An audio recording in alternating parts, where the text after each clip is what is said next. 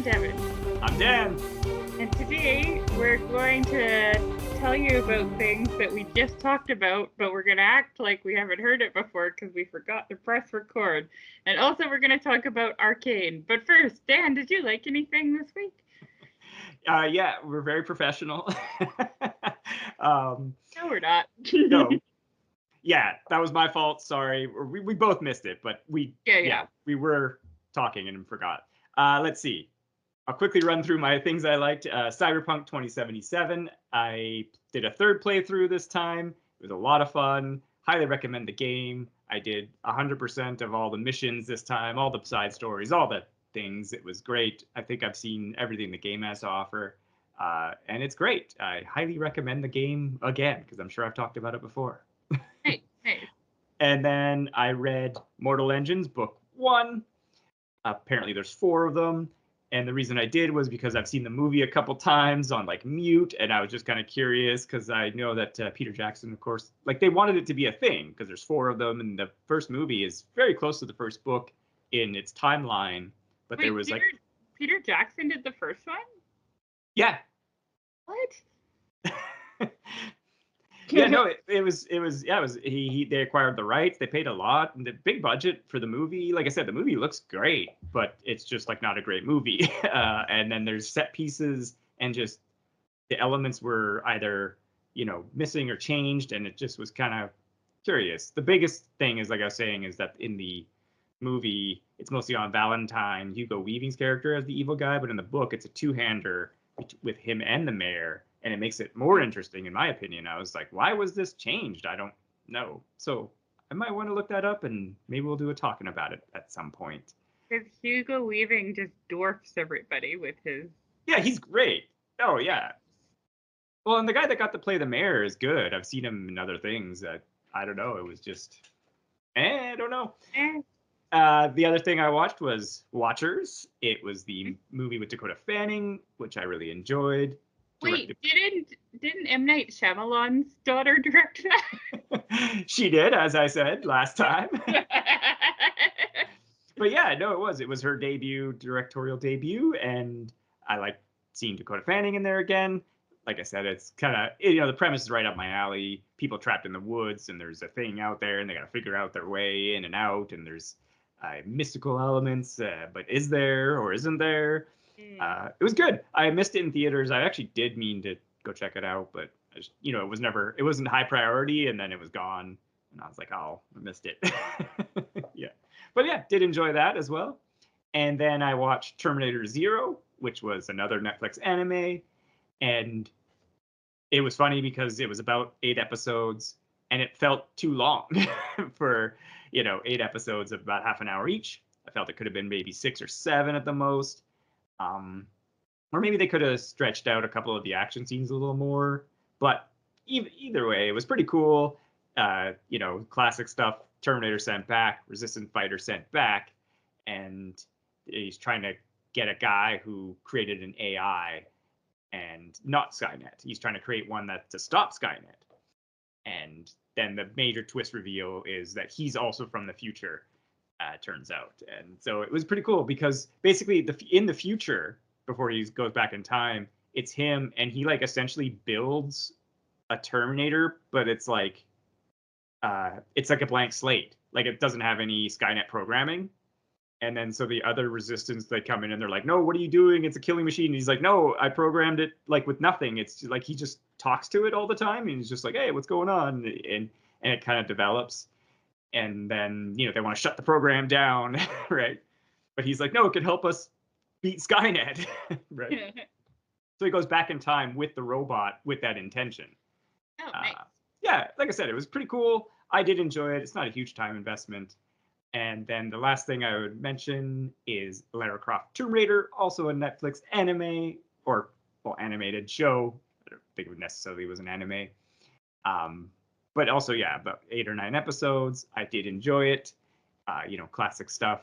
I watched the first episode and did not enjoy it. So, yeah. Different people. Sure. Well, and I think, like I said, for me, I was kind of looking past the animation itself to the story, and I like the character. Really generic and kind of janky. Yeah. I But did it like that they follows. gave her muscular shoulders though. Yeah, no. Well, and yeah, the design is pretty cool, and it follows after the 3 games. And so I kind of like the headspace that they put the character in, where she's kind of like running from the events and doesn't want to deal with like an actual life, or live a life with like normal people almost essentially, because she's like everything just turns to hell. So I did like that aspect of it, and like I said, it kind of there is some character stuff that I don't like, is particularly like with the Jonah character, and especially since he's gone on adventures with her, and he's always like, "You don't know what you're doing, Laura. You're crazy." Blah blah. And it's like, dude, you were literally there. So, but they even do the same thing though in the second game, and in the third game in particular, where he's like always yelling at her about stuff, and it's like, dude, you were like shot and met Jesus, and Lara helped like save the world, so I think she knows what she's about. But anyway, he's supposed to be like the moral Jiminy Cricket type character, guiding her on the right path. Exactly.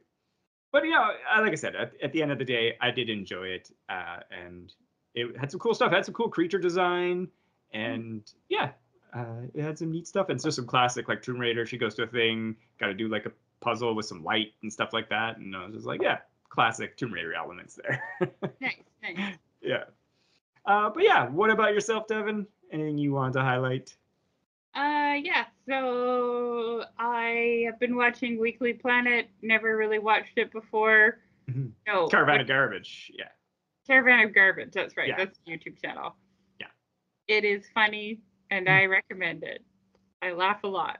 I watched the one on the Mummy trilogy Nice.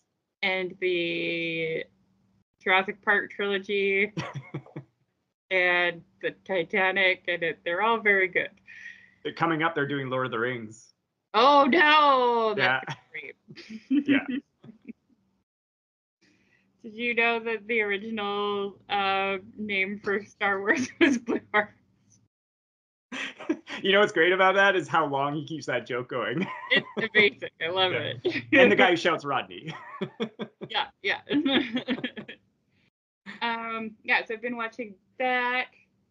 And then I started watching season 2 of The Diplomat, which is mediocre. And I liked season 1 of The Diplomat into the last episode, and then it got stupid, and I was hoping that they would course correct in season 2, but they were just continuing on the dumb path. So that's fun. Yeah. It's too bad though, because the guy from Men is in it as the Prime Minister of the UK, and he is just really good in it. And it's just like, oh, it's too bad that this show sucks. Hey, but he's there being a pro. But he's working hard. Yeah. And then I started watching Succession. I've finished the first season and I've watched a couple episodes from season 2, and I am really enjoying it. It took me, I want to say, about 5 episodes to really get into it, but now I'm just like super enjoying it, and I like all the characters, even though they're all assholes, and yeah, it's great. You haven't watched it though, right? No, like I said, that was one of the ones that Allie was always mad that I didn't watch. And I don't know, I just never kind of got around to it. And I was kind of like, do I want to watch Rupert Murdoch, rich people yelling at each other? Not really. You do. Yeah, but it's also, I'm like, I'll get to it. It's on the list. I get it. But it is really good. And Kieran Culkin is excellent in it. Yeah. No, He's good in everything, but he's really excellent in this. Everything about it that I've heard from people are like, yeah, no, it's amazing. It's clearly won like 1 billion Emmys and everything. It's just like, it's so successful. And I'm just like, yeah, but I think it's like, I want more Westworld. That's fair. Yeah. But this is good. I think you'd like it. The opening credit song is really, really good. Yeah. It's not like it's instrumental, but it's just like, it's addicting. Like, I just want to listen to it over and over again. I wonder if it's the same guy who scores like most of the HBO stuff. What was it? It's like Raman. Forget it. But he does like Game of Thrones, Westworld.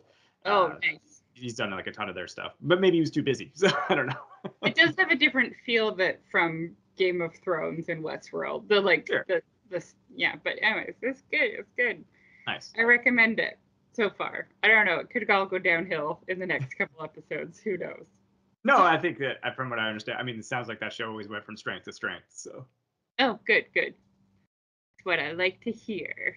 And one quick more shout out, Knowledge Fight, like you were saying as well. Oh, yeah, yeah. I've been listening to Knowledge Fight, and Yeah. it's very funny. Mm-hmm. I like it a lot. Yeah. What were they talking? Oh, when they were talking about Tucker Carlson and the demon attack, I was just like, I was on the bus, just like trying to hold back my giggles. I literally sit at my cubicle just like laughing. Yeah. It's fortunate I share only with one other person. That's good. That's good. Yeah. You have to get them in on Knowledge Fight, then you can Basically. both sit there giggling. There's a lot of just either restrained laughter or me saying what. Yeah, was that the last episode where Alex just starts going on this like rant and starts just making noises? They're like, what are you doing? He does that commonly, yes. Yeah. And then, like I was saying, there was the one, I think it was 2 ago, where he's basically just describing Scientology but saying it's Christian. And Yeah, I'm just yeah, like, yeah. That's what right. are you talking about? Like, that's not it at all. Yeah.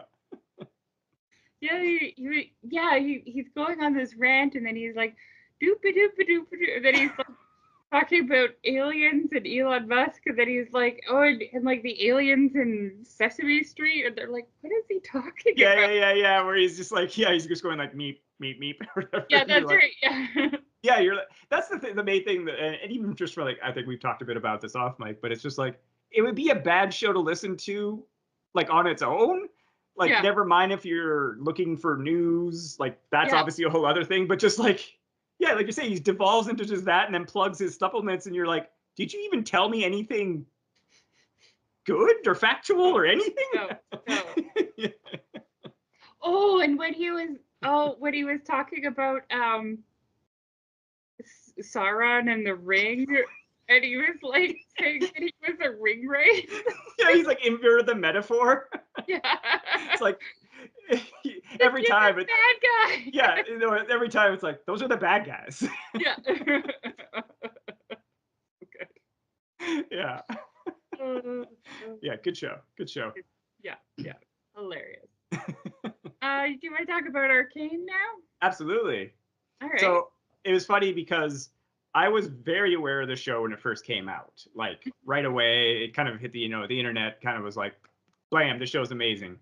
And I just never got around to it until I heard, I was like, oh, season 2, because obviously it was delayed, pandemic and all sorts of things. It took longer to animate it. But you were just like, yeah, season 2. And I was like, okay, I guess I'll watch this now or whatever, right? Yeah. And it ruled. Yeah, I only just watched it as well. And like my initial reaction to it was, this looks stupid, because I'm like, League of Legends is dumb. Well, and that was going to be a follow-up question to, like, you and I both don't play League of Legends. We watched the Dota Dragon's Blood cartoon. I play Dota. Oh, the Dota cartoon was so bad. I'm so glad you didn't make me watch season 2. Yeah, well, and I didn't even watch season 3. Anyway. Yeah, it's terrible. Yeah. No, but it's like you're saying, I didn't have that initial reaction about this being like a League of Legends show. It was more just kind of like, I'll get to it. Right? Yeah. But then I made Matt watch She-Ra, and like as like repayment. Or exchange. Yeah, exchange. I watched Arcane. Nice. Even though She-Ra is the best show ever, but It's also 5 seasons. It's just a little blip of a 5-season show. Yeah. But it goes down smooth. It does. You watched the whole thing, right? I did, yeah. Yeah, and you loved every minute of it. It was very good. Yeah. Yeah. Well, and it was funny because again, watching this show, I also, because it's League of Legends, I know very little of the lore. I don't I know know, anything. yeah, I know a little bit because I played their Hearthstone equivalent, like Legend of Runeterra, I think I want to say, or Oh, Runeterra, which was actually really fun. It has like had a lot of single player content, and you play as some of the characters, like so you play as Jinx to start with, and you can like unlock other characters as you go. oh, Uh, so I know like four characters essentially going in, and I didn't I know anything about the world itself yeah. essentially. I think I thought League of Legends was Fortnite.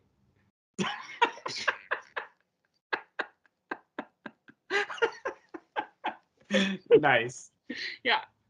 And then I think what Dota is like a spin-off of League of Legends? No. No, what is it? No, it's like a mod of League of Legends. It was a mod of Warcraft It was a 3. mod of Warcraft, and Yes. League of Legends was a mod of Dota. Well, essentially, it kind of just like the creators split, and then you got the two. Okay, so they are related, kind of. Well, they're MOBAs, right? Like the multiplayer online battle arenas is what they're called. But And they're so, like cousins because they came from yeah. the same Warcraft 3. Well, and there's like, and there, it's always been a fine line, especially with Dota, in that because it was a spinoff of a Blizzard product, Yeah. that like some of their characters they have to call them slightly different things, and like they can't use the same iconography, but they did in the beginning because it was a mod for Right. Warcraft 3, right? And then now of course it's with Steam, so they've had to alter a lot of it, whereas League of Legends, from what I'm just guessing, or from it was whole cloth created from the ground up, so they had their own Oh, I whole. thought it was also a mod of something. I don't think so. So it's not related to Dota at all. No, it just uses kind of like the same idea. Oh. Yeah. What is Fortnite? So Fortnite is so Fortnite's kind of interesting because I was actually interested in Fortnite when they were creating the game called Fortnite Save the World, or The World Ends with, no, not The World Ends with You. That's another game. I think it was called Fortnite Save the World. And what it was going to be a third person PvE shooter where you fought like zombies and stuff like that, right? Oh. And as they were creating the game, they were kind of running out of money or this or that, and they had their multiplayer side created, and PUBG was very popular, and so they were like, "Hey, let's just release this as a multiplayer battle arena, but third person, and you can build stuff as you go and everything like that." And it became a cash cow. So Fortnite, Right. when you say Fortnite, because the other part eventually did release, and that's the part of the game that I was kind of interested in, but the multiplayer battle arena situation, that became what people think of when you say Fortnite. Right? Yes, yeah. And it's like you get dropped in, you have no equipment or anything, you got to find your guns, and there's X number of players on the map, and you battle to either you win or you die. Right? So really there's no link between that and League of Legends. Well, there might be, because I don't keep up on Fortnite, but they partnered with a lot of brands to then bring in like Oh, Marvel brands, and so you get skins, and like, so right. there might be some like League of Legends skins. I don't know. Yeah, they keep like paying TikTokers to use their dances. Yeah, exactly. Or not paying Because them and just using their dances. sure. Something like that. Yeah, because I mean, what was it, like 2 years ago? I don't know. Like the number is astronomical. Like the amount of money that Fortnite pulls in, like that part, like it was so successful, they shut down another project that they had in the go. Like they just jettisoned a whole bunch of stuff because they were just like, they're making like $1 billion a month on it or something stupid like that. So yeah, they just and like I said, the part of the game that was meant to be the game, no one even knows it exists practically. Right? Good stuff. Yeah. But anyways, let's not talk about Fortnite. No. But It was yeah, a like I said, so side- I didn't know the lore as much of League of Legends, or even the characters. I knew, like I said, I knew Jinx because you played her in the card game. I knew Vi. I didn't know his name, but I recognized Heimerdinger, the little guy there. Like I didn't even know Hammer Bro was a guy, right? So when I'm watching, my point is that when I'm watching the show, I'm like, I don't know who's supposed to carry on or who might not, and Oh yeah. made me enjoy the show a little more because I was like, oh, because obviously spoilers, like when Silco died at the end, I was like, oh shit. I know, I liked Silco. He's such a cool character. I wanted more of him. I don't know. I was kind of like, yeah, take him down, but it was kind of almost incidental versus like an elaborate plan. Yeah, totally. Because like it wasn't Jinx getting major revenge. It was more like, oh shit, it happened. Right? Yeah. No, I really liked the show as well. Mm-hmm. I didn't know anything about League of Legends because I thought it was Fortnite. And so yeah, I was in the same boat as you. The only thing I knew about the show was that I had seen some TikTokers cosplaying as Jinx a lot. Sure, she's very popular to cosplay. Yeah, she's pretty. I think she's getting up there with Harley Quinn. Mm. Not like 2014 Harley Quinn, where like we would play Harley Quinn. Captain Harleys. Yeah. Bingo at FN, I suppose. Yeah. But no, I think she's pretty popular, and very. Yeah. I really enjoyed the show. Yeah, it was interesting. Oh, sorry. I liked the animation style. It was super interesting to look at. That's what I was going to bring in, that it was the animation studio is a French studio, Fortiche, I guess would be their name, how you pronounce it. And like you said, it has a very unique look, which helps the show in a way. Totally. Like you said, it helps it stand out, and it's not just standard animation. You know what I don't like about the show? Imagine Dragons. When I don't mind Imagine Dragons like you sparingly, but then when they were in episode My Enemy, I was like, no, don't do that. Episode 5, that's what it was. Yeah. When they were there, I was like, no. So without like revealing too much, I do so far prefer season 1 to season 2. And hopefully without revealing anything about the plot, it's the same reason that I dislike Umbrella Academy, is that it turns into a series of music videos that they can clip out and put into YouTube. Oh, that's a bummer. Because this first season is great. It has a couple moments like that, but it's not oversaturated, so it doesn't feel like they're just trying to make viral clips. Yeah, no, this season is, at least from what I felt over the entire season, it's very focused on like hero shot and hero poses, but in like a good way. Yeah. It's like there's phonetic action that leads to the pose, and so it's like it just looks striking when it happens.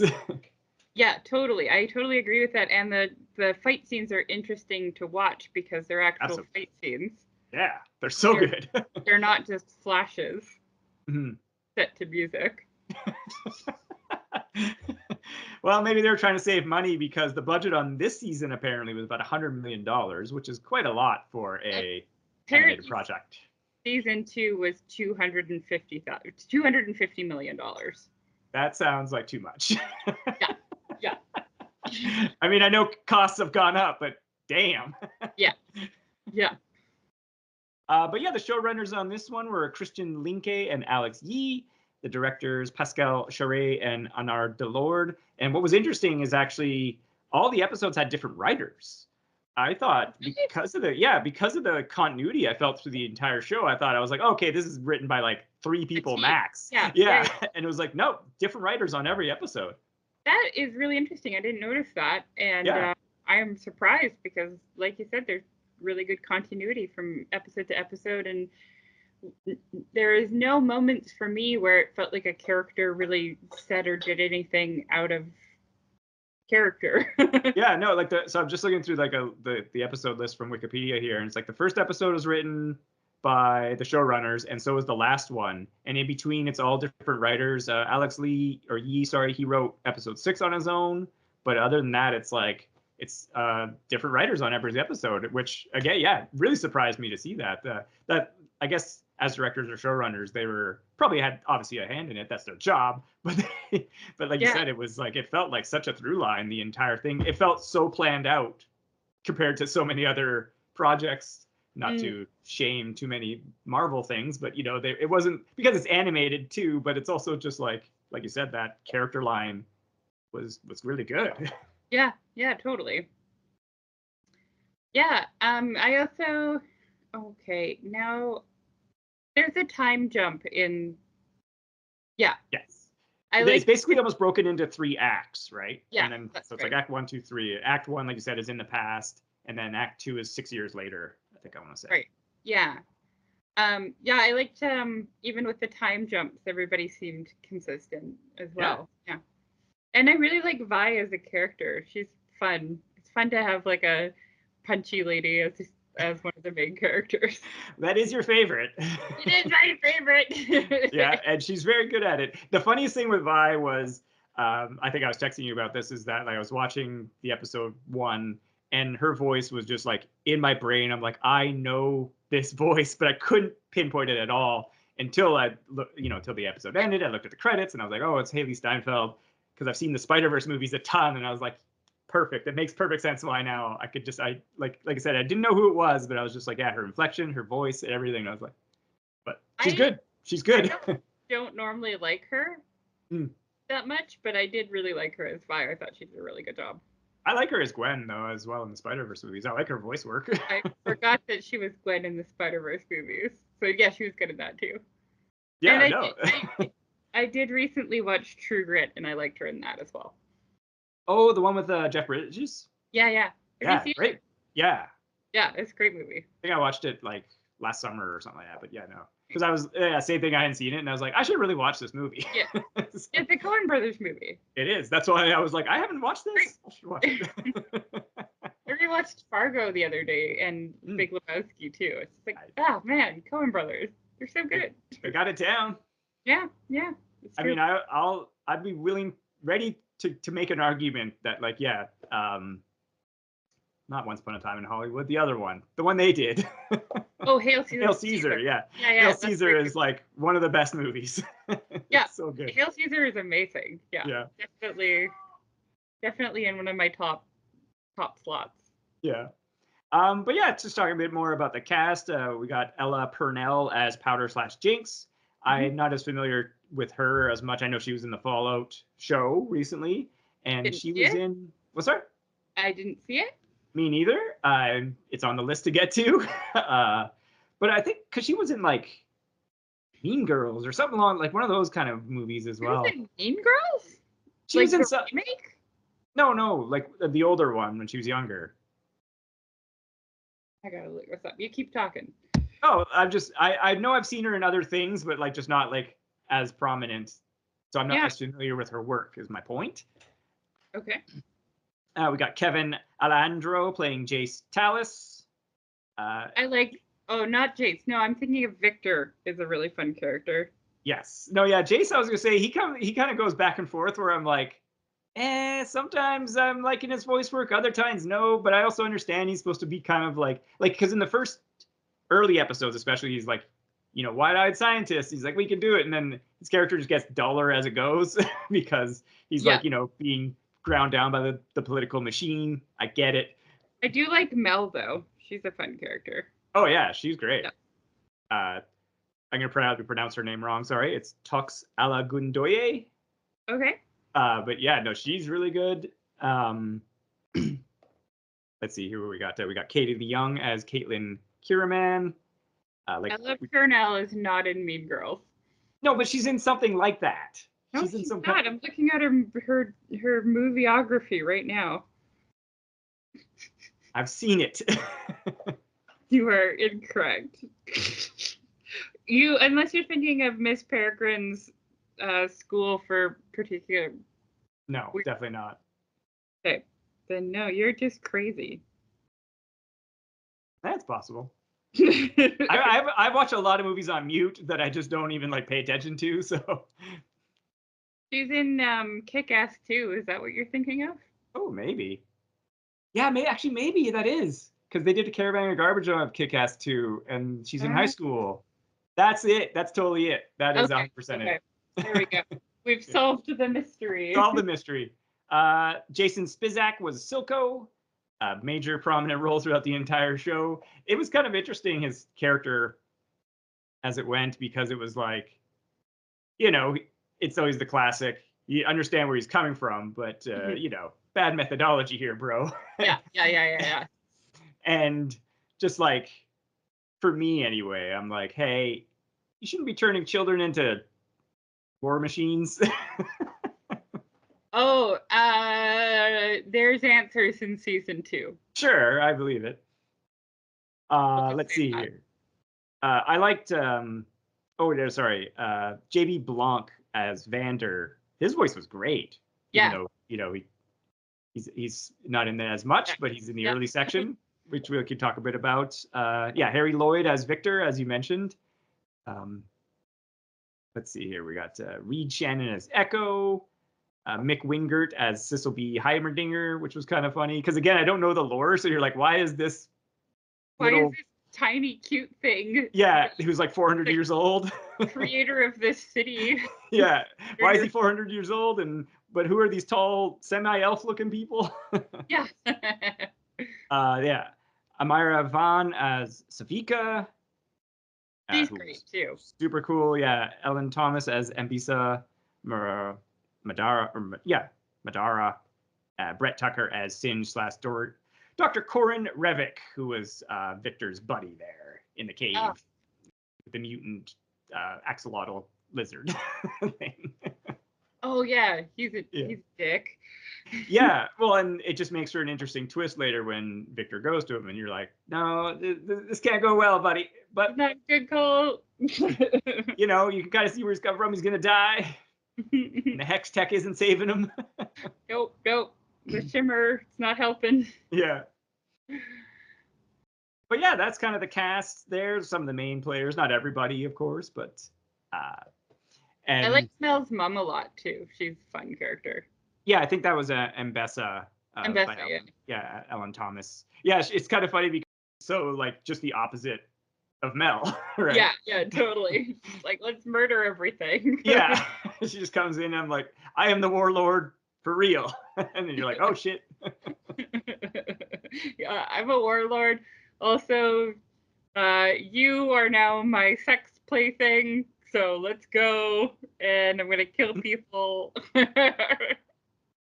Well, and it's like kind of the classic where, Mel the whole time, she's like, I was cast out from the family, so I'm here doing my own thing. And then her mom comes, she's like, no, I just sent you out here. You're doing fine. You're going to come back home now. Yeah. She's like, what? Yeah. Never said anything about that. And she's like, yeah, I just let you to go do your thing. Yeah, and you've done great. Now come home. Basically. Well, after we do a war. Yeah. Well, yeah, obviously after we do a war. We got to test some weapons out. Yeah. But yeah, I don't know. Talk a bit about the acts, like we were saying, or what do you want to talk about here? Yeah, we can go through it act by act. You'll have to direct me a little bit because I have been watching season 2. I don't want to get confused and accidentally reveal stuff to you. Sure. Well, yeah, just act 1, like we were just saying, it's early on. It's 6 years before kind of the rest of the show takes place. It's young Powder and young Vi and them and their buddies. Their adopted brothers are so cute. Yeah. Like, they're irritating, but when they die, it was upsetting. Yeah, I was, again, not knowing who the characters are that would keep on. I thought they were gonna survive, and then nope, just nope. But yeah, so initially they're just like they're out doing a job. They're clearly from like the Undercity, and they want some loot, get some food and all that kind of good stuff, and things go awry. There's an explosion. There's a chase. It's good stuff. Mm-hmm. I liked the animation because of its style and how it was done, that it was like it was able to show this phonetic kind of action and stuff like that. Sure.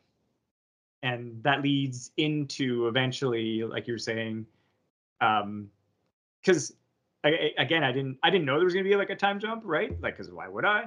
And so when they have this big showdown in a warehouse where Vander is kidnapped, because in a mature move, Vi's like, I'll give myself up to the upper city to end all like this oppression because of our thievery, right? Because there was the explosion, blah blah blah, right? which I was like, wow, that's taking it on herself. But Yeah. Vander's like, no, I'm going to do it. Yeah, he's their adopted dad, basically. Yeah. Yeah. So Which Vander. is, oh, I was just to say, it's very muddy in that first beginning opening. They're also on the bridge with their parents, and like Vander, it's like, were the kids also in the uprising? I don't know. Yeah, obviously. Sure. That is fleshed out in season 2. Okay. Yeah. But yes, yeah. like you say, yeah, Vander's that kind of their adopted father, and then he gets taken, but not by the what are they called? The cops. Yeah, he gets taken by Silco. By Silco and his minions. His gang of ruffians. Well, and one of them's testing the new experimental shimmer. Yes. And so which makes him into a crazy man. Yeah, he hulks out and mashes stuff. And so yeah, it leads to this big showdown that, like I said, I wasn't kind of expecting it to just kind of happen that way. It's like episode 3, huge showdown. Yeah, it was definitely felt like a climactic point, right? Like yeah. Well, and that's why like I think I texted you afterward that I was like, oh, like it clearly, yeah, like these first 3 episodes, it's like essentially a mini movie because it was just so just like up and down and the exact arc that you would need. Yeah. And that final, like that whole sequence is incredibly awesome because they break in, they kind of bust Vander out. He's got to fight. He's down and it's not working well. Vi steps up. She just starts kicking ass on everybody. But then Shimmer Boy shows up and you're like, oh no. Like, what's going to happen? Yeah. And then Powder, the younger sister, who was supposed to stay home, shows up with technology she doesn't understand or know how to use. Yeah. And she tries to save the day. Yeah, but she's using the crystal that caused an explosion, and she's like, this time it'll work. Well, yeah. It worked last time, just not the way you wanted. Yeah. And Vander dies because of it. Yes and no, right? Like, he doesn't die because of the explosion. He gets heavily injured, then shimmers up to fight the other Shimmer guy. Right. It's like a chain of events. But, like, that explosion does take out Milo and, what was it, Clog or Clagor? Clagor. Clagor, yeah. Yeah. Which, again, like I said, I was not expecting that. No, right? It's like, oh, no. Yeah. And Miso, do you have to do this? Yes. And then Vi and Powder have a falling out because Vi is very upset and she basically goes to calm down, but gets taken by a guard. Yeah. Who wants her to be safe, I guess.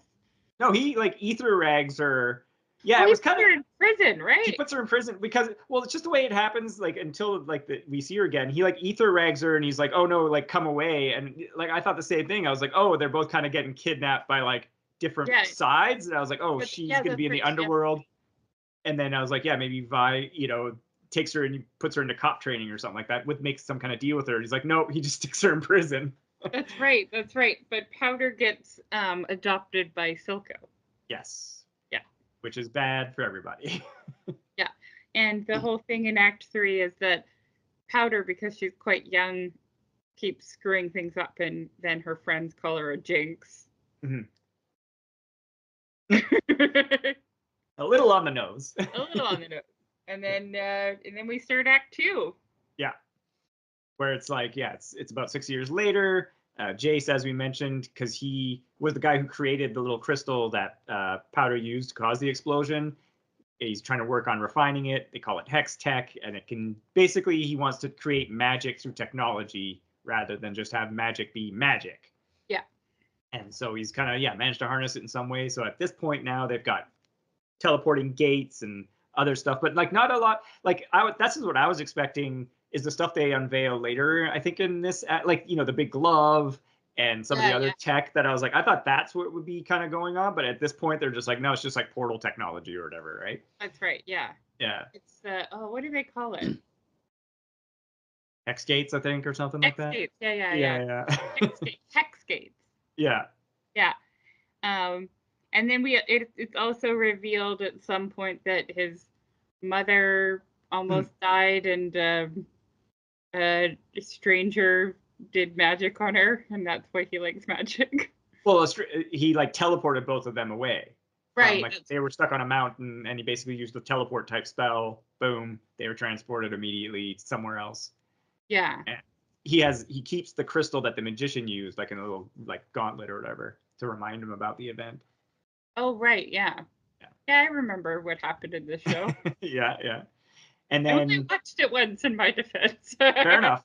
No, I just watched it, a couple days ago is when I finished. So, this is where Jinx again. There's an escalation because she causes an explosion / fire that kills 6 guards, and then we're also introduced to Caitlin because she's the main character. Yes, this is where she's introduced as like cop, but then it's not till the next episode where she teams up with Vi. But yes, but she's also Jace's friend, and her mom's on the council. Yeah, she's also a noble with Heimerdinger and Mel, and creepy pale man and Clockwork Lady. Yeah, and Rando old guy. Rando old guy. Yes, that's right. I love the introduction of Mel and him in that she's buying like a puzzle box of some sort, and then the guy is and the guy's like, well, that one's for children. She's like, oh, perfect, and she gives it to him. Yeah. Okay. And we even in the cut to later, he's still working on this same box. Yeah. Oh, so good. Yeah, that was pretty good. But yeah, so in that explosion, Jinx managed to steal some new Hextech that it's more stable. Like it's a better gemstone now that can like, produce more energy and etc. And so the council is all like, it's bad. Caitlin on her own is like, goes to the prison, frees Vi, and she's like, hey, we'll make a deal here. You help me track down whoever's doing this, aka Jinx, and I'll get you out of prison. Yeah, that's right. Yeah. And then they become best friends. Yeah, like, no, I did like that section because, they're kind of like, she's down back in the Undercity and walking around and going to some old spots and etc. And Caitlin the whole time, of course, like standard comedy, fish out of water. Yeah. Trying to be stealthy. Yeah. But all like, oh, you can't eat that thing, it looks gross. And she's like, oh, it's so good compared to prison food or whatever, right? Like just standard stuff. But then we also, in this episode in particular, because they're going more through the underworld, that it's like you get more about like the effects of the shimmer and that economy on the Undercity, because while Vander was kind of in control, or sort of loosely like at the top, people were kind of following his direction. Things were more community, everyone's working out for each other, blah blah blah. This is a little more like, now it's cutthroat underground addicts, and it's not good. Yeah, less good. Yeah. And is it this? Yeah, it's in this episode too, like you said, where Vi and Savika fight, which is awesome. Yeah. Every fight with Vi and Savika is awesome. Sure. Because, now I don't remember which season this is. Never mind. Okay. Well, in this particular, because you don't know, because in the episode 3 explosion, Savika pushes Silco out of the way, and then she takes like a full brunt of a blast part. Gets her arm. But you don't know that, because until this reveal, she's just wearing her cloak with like kind of just like draped over her shoulder. And I was like, oh, did she like she lost her arm? So she just like does that. And then it's this fight where it's revealed because Vi grabs her arm, and then it's just like, oh no, it's a robotic arm. Oh no, she's the Winter Soldier. Yeah, basically. And then she goes full Winter Soldier on her. It's great.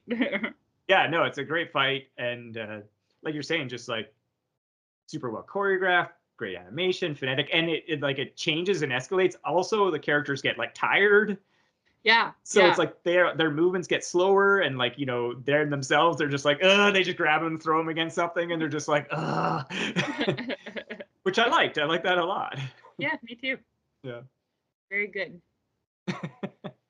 And then Vi gets the reveal from Savika that, oh no, because basically Vi's like, where's Powder? I know Silco like grabbed her, and she's like, oh no, her daughter works for him. And then Savika stabs her, but then Caitlin saves her with the shot, shoots the arm. That's right. Yeah. Yeah. And then I guess this is when we start to get a little bit more of like Silco and Jinx's relationship too, where Yeah, she's there's helping him with the what is she doing? Injecting shimmer into his eyeballs or something? yeah, basically he's like always low dosing himself with shimmer, I guess because he was cut in the toxic river, that it's Yeah. always like he's always sort of on the verge of dying, a la Victor. Yeah. Yeah. It's good. Yeah, I like sorry, I was just reading the synopsis. Continue. But yeah. I like their little father-daughter weirdness that they have going on. It's fun. Yeah, but it's also bad. Yeah, it's fine. It's fine. Okay. It's a good time. Mm-hmm. She's crazy. Yeah. Yeah. Well, she's got cause, but she is talking to like Milo and Clagor, Who are dead. who are dead. They exist in her head. Yeah. Is it this one? I think it is. It is at the end of this one where, but basically before that, yeah, with the Hex Core, they make Jace a member of the council because they're like, hey, someone should be handling the Hextech stuff. Yeah, they do. Well, him and Mel do backstage movement to get him on the council too. Yeah. Yeah, no, exactly. And then it's in this episode where he basically is like, because Heimerdinger's always like, yeah, this is great stuff. In like 10 years, it'd be good or whatever. And Victor's like, no, I'm dying now. And we actually want to like do something to help people now. We don't live 400 years. Yeah. And yeah. then so he orchestrates essentially Heimerdinger's removal from the council, being like, hey, he's been great, but he's got to retire. Yeah. Right. Yeah. They force retire him. Yeah. And then he kind of becomes the default like leader of the council. Yeah, basically. Even though he's like, I'm not like leader. Like, he's not like chancellor guy or whatever. He's like, no, we're still going to be a council, but it's like they always kind of vote what he's suggesting. Do what he says. Yeah. And he just does what Mel says. Yeah. To an extent, yes. Yes. Let's see here. This is also in that episode where Jinx interrogates Savika, like ties her up and stuff like that as well. Oh, yeah. And then she learns that, Vi is back. Mm-hmm. And then she goes, does the flare, which was cool. Great animation. Yeah, it looks great. Yeah. And then don't they get another fight and the Echo boys show up? Yeah. Before that, I did like, because basically Vi is like, I was in jail and I was like trying to get out all the time to come. And then Jinx is like, it was fine. I had your voice like essentially was torturing me, because throughout the show, like you said, we've seen her talk to Clagor and Milo, but not like a version of Vi. But she says like, no, there was a version of you always. And you're like, oh, that's not good. Yeah. But you're right. Yeah. When they're trying to like, hey, we're getting back together, this team sister. No, they get attacked and then both get split up again. Yep.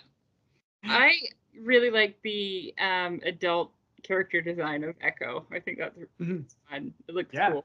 Yeah. And their little hover skateboards. I mean, yeah, who doesn't have a good hoverboard? Right? Straight out of Back to the Future. Exactly. Only 90s kids, right? Yeah. Or I guess Back to the Future too. Yes. In the first, we all know. Yeah, he uses like a wooden plank to to thwart Biff. Yeah, But yeah, this is, like you said, this is kind of like the act 3 of it all, where we get some stuff with Echo, like you're saying, talking about the firelights, and he's like, no, we're trying to fight the shimmer, because the cops don't know, like the upper world, they're all just bad down there. Right? Yeah. And Silco's trying to frame the firelights, well, successfully he does, as being like, no, it's all them. It's not like Jinx and my guys. Right? Yeah. That's right. He also has one of the cops under his thumb. Yeah. Versus, because like that cop is kind of repeating the same arrangement, sort of like that Vander had with the previous chief, but theirs was more cooperative. His is, I'm being paid by this guy. Oh yeah, I forgot about that. And honestly, the actress that voices the original Chief Yeah. has the best voice in the world. Yeah, she's on The Expanse, and she's great as well. Yeah, And just yeah, has a great, like, I want to get audiobooks that are really long that are read by her. I'm pretty sure she was on 24 probably as well. But yeah, she's done a ton of stuff. But yeah, The Expanse is where she plays like the prime minister type character. Oh yeah, Yeah, she's yeah. good at that. Yeah. Yeah, so she's in there the whole time. But yeah, so he tried to set that up, but it's obviously like more one way versus the other one was more cooperative. Yeah. And so like you say, yeah, he's able to frame the fireflies, and it just all escalates. There's a bridge lockdown. Um, it's not. Is it? It's in like episode. What is it? Like 7 or 8 here, where maybe it's 8. I don't know. Oh, where there's an explosion and Jinx gets knocked out, and then Silco picks her up and carries her away. Yeah. Yeah. I think that's like 8, and then in 9. No, that Jinx isn't 7. Sorry. Oh, it's 7. Okay. Yeah. Yeah, it's 7. Sorry, I was just trying to get my. I'm looking at the synopses here. That is in 7. So yeah, which has a great fight again with Echo and Jinx. Oh yeah, that is great. Yeah, and it was cool because as well they do like it's almost like in the Robert Downey Jr. Sherlock where they game out the fight, but it's also it's a flashback. It's a flashback to them when they used to fight as kids, right? So it's kind of a neat style, and it's just something kind of unique, right? Mm-hmm. Yeah. So Jinx detonates the grenade. Like I said, in the 8s when I really like that when she goes to the doctor guy and he's like, hey, you got to heal Jinx, blah blah, and he's like, oh, okay, yeah, like what are you prepared to do? And then he drugs him. Yeah, immediately, right? So good. Because he's like, you'll be too emotional here in this process I'm about to do. Yeah, that was so unexpected to me. Yeah. Yeah, that was great. And then yeah, this is also like you said when Mel's mother shows up and she's like, hey, I heard you got some good weapons going here. And she's like, well, no. And she's like, well, yeah. Well, and that's what was funny. Sorry to go back another episode or two, was when Jace and Victor were showing Heimerdinger. They're like, oh, here's some cool stuff we can do. Like we created this gauntlet so miners can like pick up rocks. And they're like, yeah, we got this other thing. It's like a laser and it just cuts through something. And I'm like, you made a laser? And they're all like, it's going to help people. I'm like, it's a laser. It's a helping laser. Yeah. And they're like, yeah, our sculptures can do stuff with it. I'm like, it's a laser. That cuts rock. Anyway, it just they were like, we're not going to make weapons. I'm like, you made a laser. You made a laser. That cuts a rock. It just made me laugh anyway. What if someone was stuck? What if there was a rock in the way, Dan? I know, yeah. Then they can laser their way out. You're just a violent person, so you just immediately think of weapons. Yeah, basically. Everyone knows that lasers are weapons of peace. Sure. No, tools of peace. Tools of peace, exactly. Yes, there you go. Let's see. This one has when Vi and Caitlin go to the council and they're like, hey, things are messed up down there, blah blah blah, and they're like, no, you don't know what you're talking about. Which is again a classic like scene that you've seen in probably many other things, but it's well executed, and we're along the ride with these characters. And this was unexpected to me as well. Was when Victor's doing his experiments on the hex core, and it's revealed that it's like, oh, it can like absorb, biomatter, let's say, like his blood. Yeah. And then he's like you said, gets some shimmer, does the thing with it, kind of fixes his leg, and then he's like, okay, I'm going to try again. And then Sky comes in. Oh, yeah. I couldn't remember if this happened in season 1 or season 2. Yeah. It happened in season 1. Yeah. Again, unexpected turn that I was like, no, this is bad. Guy's dead. Yeah. And not only that, she's vaporized and just turns to dust. Yeah. But then it was kind of weird because I thought, along with her, because like he was doing like the blood, like I thought more of him would be repaired in some way or whatever, right? Because there was more bioenergy involved. The wrong bioenergy. I guess, yeah. But, lady parts. Gross. Explode it. Ew, women. well, because as the show kind of like as the end of season 1 where he would be Victor, it's his leg and his hand. Yeah. So I assume maybe that'll develop further as the show goes or not. I don't know. But then it leads into the, episode 9. It all culminates here in the big deals. Everything goes well. Yeah, because Vi is like, hey, Caitlin, thanks for getting me out, but you're out. I'm going to go do this on my own. Mm-hmm. You'll just get in the way kind of thing. A la what she said to Powder, just stay out of it. Yeah. But it was actually, I will, like, that was a well done, like, kidnapping scene in a way. Because Caitlin's just like in the shower, just like ruminating, being like, dang, I screwed this up or whatever, blah, blah. And then she gets out and then it's just like the tracing in the mirror. And then you see Jinx like behind her and then cut. Yeah. And I was like, nice. That was actually really well executed. Yeah. Because I thought it was going to be a moment, maybe her in the mirror, she was going to reflect on something or say something, but it was like, nope, kidnapped. Kidnapped. Bye. Yeah. And this was also, we get Heimerdinger. He goes to the lower city to observe the populace, as it were, and he's like, oh yeah, we screwed this up. Yeah. He's in his little cloak running around with his little tiny steps. It is crime cloak. Yeah. Good times. And it's sorry, it's back in episode 8 when Vi and Jace, they go to a Shimmer like production facility and rep house. That's right. Yeah. And she gets to use the Hextech gloves, and he has the Hextech axe. Hammer. Yeah. And that's fun. It's super good. Until the little boy accidentally dies. Well, and that's the, like, Jace accidentally kills that kid. Accidentally, I guess. But it was interesting reveal is in that scene as well, is that all the workers are kids. Yeah. Essentially. And I was like, oh, that makes sense. A lot of people do that kind of thing in the real world to avoid like laws and issues. And it's just like, it kind of spurs Jace to be like, oh, if we go to war, like we're going to be murdering kids essentially. Yeah. And so he wants to offer a deal. Like he offers Silco a deal to be like, hey, we'll recognize Zorn or Zon, the Undercity essentially, and we'll make some kind of trade deals. But he's like, but you got to give me Jinx. Yeah. And Silco's like, bum, bum, bum, bum.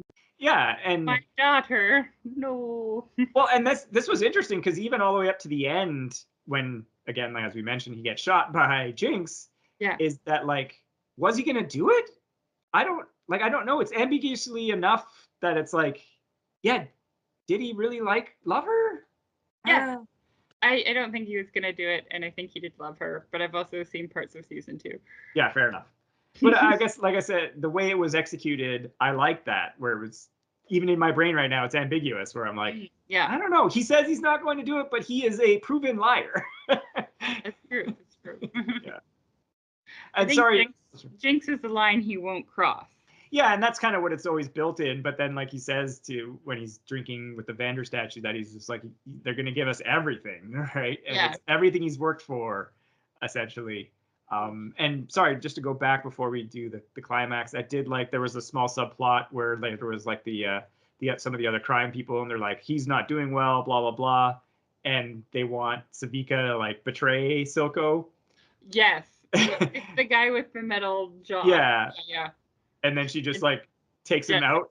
Yeah. And he's like, were you tempted? And she's like, not for him. Yeah. I was just like, nice. I thought that, again, well executed, where, I was like, oh, is this about to happen? Yeah.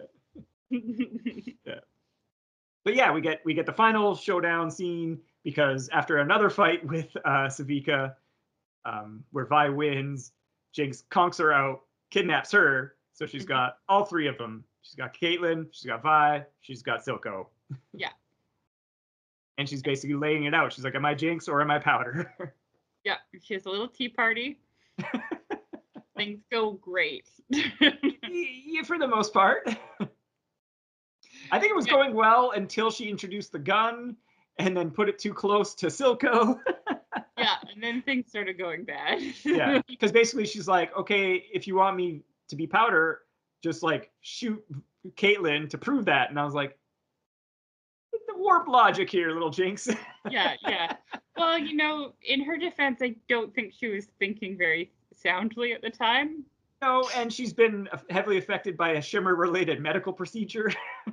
That's true. She also has been raised by kind of a psychopath underworld boss. Mhm. Mhm. Trust issues. Mhm. Exactly. Yeah, There's a lot of factors at play. yeah, yeah. More than I thought would be involved in an Arcane League of Legends show. Absolutely. Yeah, yeah, totally. Yeah. But yeah, basically, like I've alluded to before, um, Vi is like, don't shoot Caitlyn. That's a bad idea. Blah blah. Just like you and me will leave. Silco works his way free, gets a gun, goes to shoot Vi. Jinx reacts, just shoots everything, Yeah. including Silco.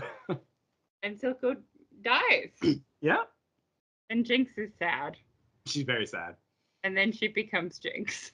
Well, exactly, because this whole time she's been working on like the weapon or a weapon for Silco. It's never Mhm. kind of defined what it is, and then um, basically she's just like, well, it's on now. And Yeah. again, this was well done, where it's the council's having a meeting about Jace's proposal that he's like, look, we should give these people what they want. We can help them out. We've screwed it up. We should vote for peace. They all start their vote for peace, and Jinx activates her Uber rocket launcher and launches the Like a rocket. shark. Yes, that's right. Like that's from the game. I recognize that because again, that's a card, and you can get in Runeterra. So Oh, okay. Yeah. yeah, And she, I assume she that's like her ultimate. So in the game. yeah, and then she blows up the council. Well, so I assume the show continues, but when it cuts at the end of season 1, it just is when it breaks the glass and you see Mel's back. Oh, that's right. Okay, And then sorry. it just no, that's all right. I've spoiled things. I can infer that the next thing that happens is an explosion in the council chamber. Oh no, it just teeters out and falls Yeah, down. yeah. Everyone's fine. Yeah. I don't know. Jinx's stuff seems to work pretty well now. That's true. That's true. But yeah, like I said, it just cuts there, and I am happy in a sense that I waited to now to watch it because I know the wait was long. It was like 3 years, I think. Yeah. So. Yeah, I watched it in like October. Mm. So I only had to wait like a month. Yeah, yeah.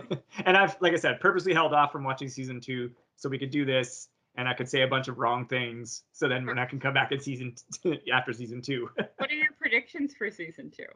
Well, I think, I think for me, like you said, there's going to be an explosion in the council. Jace will survive. I assume Victor will probably also survive. I think the two of them will. Maybe some of the other counselors that are far away. Mel dead, and then that will spur Jace obviously into being like, well, this is wrong, and her mom, and then the war will be on. As far as that angle, yeah, with Vi and Caitlyn, I assume they'll try to, they're going to try to get out of there. And I'm guessing it's like a Vi still wants to make it right kind of thing, but maybe in the sense that she now knows Jinx is too far gone and she's got to stop her, right? Okay.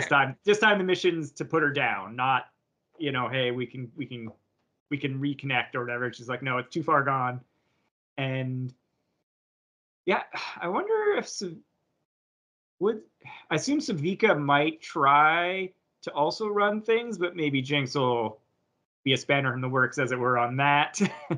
And Heimerdinger and Echo, their team up will make some better tech, and maybe get the Fireflies some better supplies, so they can actually be a force for good in the upcoming war, rather than a force for, or they were a force for good but for real this time. maybe get some actual support from the upper city, as it were, versus just them scraping along with like scraps from the scraps.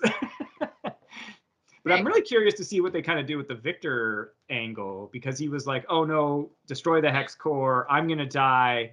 But it's like, he went Whatever to you Buddy. think they're going to do with Victor, you're wrong. Yeah, that's what I'm like. I really don't know. That's like a wild card one for me, is that like, yeah, what are they going to do there? Because like, yeah, will he re-team up with that lizard guy or not? It's Mm-hmm. kind of interesting to me. Yeah, that one's the wild card where I have like no idea. Vic, oh my God, me though. Victor's storyline is wild. Nice. Yeah. Yeah. Actually, yeah. So, you're like, I don't know. I'd say like 55% you've got it, Well, that's but standard I'm storytelling. not telling you what 55%. Very good. Very good. Yeah, like I'm hoping. Yeah, I guess. Yeah, get through all these, and then we can either record again next week. Yeah, because Whatever. the last 3 come out on Saturday. Nice. Nice. Yeah. So I don't know. I mean, there was a season 3 was canceled essentially. Yeah, so it ends in season 2. Yeah, and you can definitely feel the rush in season 2. Yeah, and I don't know. It's one of those interesting things because of course there's like Mark Merrill was like, oh, there's more stories to tell and etc. But it's also like, well, it's like you were saying they spent like 1.5 the amount of money on this one, then maybe they were like, this is way too much. Well, it might make them money, I guess. Netflix, their model is all over the place. I don't know how Netflix makes money. How do I think it have like? Is it that people get subscriptions specifically to watch Arcane? Because how do you measure that? I think some people do, right? Like there's always like a bump when there's Stranger Things or something like that comes around, right? So I think maybe yes. I think also, like you're saying, if this has an increased budget, like we don't know, maybe Riot also is putting in some cash on this one, right? Like it's not just purely Netflix. Yeah, I wonder if there's like a bump in League of Legends players. Oh, I'd imagine so. I actually kind of want to play League of Legends, even though I don't want to play League of Legends because I'm just like, what's the lore here? Oh, that's fair. That's fair.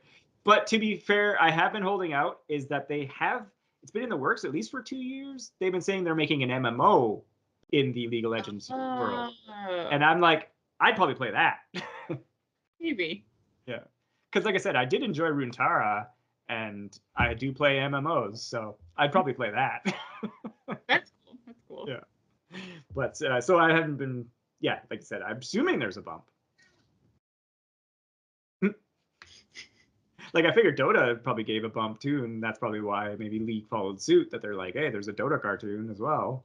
I think Dota's cartoon probably made people stop playing the game. Well, I think so boring and it looked so stupid. I think it's just an enticement to be like, oh, there's a cartoon based off this game. Like, what's that? Ugly animated show. All the characters were annoying. Nobody looked cool. Well, and like I said, this was like what really turned me off from the Ghost in the Shell SAC 2045 that Netflix did, where it's just like, dude, like get the guys who did Edge Runners to do it. Like there's colors and phonetics and yeah. You can speed to it. yeah. Why is it this crap slow computer animation? Anyway, I'm a hater on that. But I don't know. Any other thoughts on Arcane that you'd like to say? I don't have any thoughts in my head, to be honest. And also, I do have thoughts, but again, I'm just worried that I'm going to spoil something in season 2 for you. So I'd rather hold off. I'll talk more in the next episode. That's what I was saying. Write them down. Guarantee. Write them down, and then you'll have them for next time.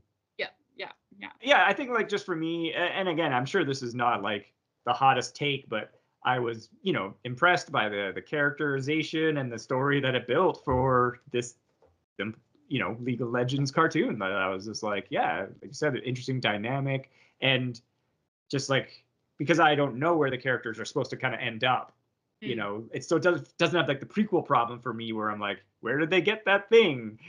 Right? It's just like this is fun. But even if they do that, like I assume like those Vi's gauntlets or whatever are from the game, but it's also I'm like it wasn't introduced as just like it wasn't done the Han Solo blaster thing, right? Like it wasn't done like that where it's just like who cares? Exactly. But yeah, no, I enjoyed it immensely and would indeed highly recommend. Yeah, I really liked season 1. I thought the characters were great, the writing was great, the animation looks great. Would watch again. I almost did. I was gonna rewatch it. I was like, no, just save it and Yeah. yeah. After But season yeah, 2. I'm interested to see what you think of season 2. Yeah, I'm curious as well. Like, I think just it's an unfortunate scenario, like you're saying that. Yeah, just the even reading the note where they're like, oh, season 3 was canceled, so you're like, so there was gonna be a season 3, and you're like, I don't know now. It's always unfortunate when that kind of thing happens to shows because, like you say, then Yeah. they have to truncate stuff where you're like, could have maybe given this some time. Yeah, I don't know if I prefer when they cancel the season like after like if they had canceled it after season 2 came out and left you on a cliffhanger, or Yeah. if I prefer, like, I don't know which is a better scenario when they just kind of rush things to Yeah. like try to tell 2 season stories in one season. Yeah, to try to like wrap it up satisfactorily. Yeah. I don't know. It's always some it works better than others, I guess. I think it all depends on, like, say for example, when the creators knew that there was going to be no season 3, so they're just like, Yeah. how can we rejigger and reconfigure things? Yeah. I don't know, but yeah, looking forward to seeing that as well. I think I've talked too much, but it was good. I'll talk too much next time. Perfect.